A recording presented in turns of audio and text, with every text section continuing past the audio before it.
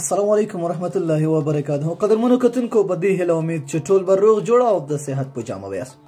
قدرمنو په نننۍ ویډیو کې به زه تاسو د موبایل درېیمه کمره ښیم. بالکل دوستانو تاسو ته به ښکاري هم نه خو ستاسو موبایل کې داسې یوه پټه کمره شته دی چې د هغې په ذریعه تاسو کولی شئ که چېرته ستاسو د موبایل سکرین لاک آف هم وي نو تاسو په اسانۍ سره کولی شئ د بل چا نه ویډیو یا د بل چا نه عکس واخلئ. دوستانو دا ډیر سمپل او یو اسان اپلیکیشن. دوستانو د ډسکرپشن ته لاړ شئ.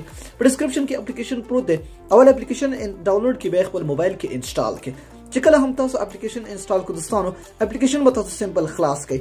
چې کله هم تاسو اپلیکیشن خلاص کړ نو تاسو نه به هیڅ هم نه غواړي. به دا وګورئ ستاسو د موبایل آف شو. صحیح ده دوستانو. اوس د مثال په تور دا موبایل تاسو ته ښکاري دغه دوه بټنې چې دلته کوم دي دا وګورئ تاسو.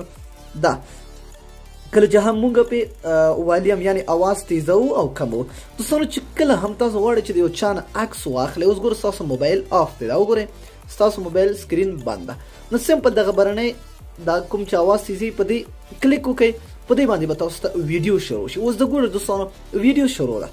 بالکل ویډیو شروع ده او موږ ته یعنی بل چاته پاسته یعنی معلومات هم نه کیږي چې ویډیو سٹارټ ده او کنه چې واپس تاسو غواړئ چې ویډیو ودروئ نو همدغه بیرته وهي ستاسو ویډیو به بیرته ودرېږي. او که تاسو غواړئ د هغې عکسونه واخلئ نو دغه کوم لاندنی بټن چې د کوم اواز چې تاسو لاندې یعنی کموئ دا به ووهئ. چې کله هم تاسو یو ځل یې وهو نو د هغې ځای عکس واخیسته. که بیا تاسو وایئ چې څومره تاسو غواړئ چې عکسونه وباسئ نو تاسو دې سره کولی شئ چې عکسونه په اسانۍ سره وباسئ. او دوستانو دا بیا تاسو کتلی څنګه شئ نو ګورئ دوستانو تاسو به په دې سکرین باندې خپل ګوته داسې دوه ځلې کېږي دا قلف تاسو ته راځي. صحیح ده. په دې قلف باندې به تاسو کلیک وکړئ. بیا به تاسو په دغې درې لکیرې باندې کلیک وکړئ. صحیح ده. ګورئ په دې باندې به کلیک کړئ او په دغې دلته مینیو ته لاړ شئ او په دې ګیلري باندې کلیک کړئ. نو دوستانو تاسو ته به دلته ګورئ هغه عکسونه دلته ټول ښایي.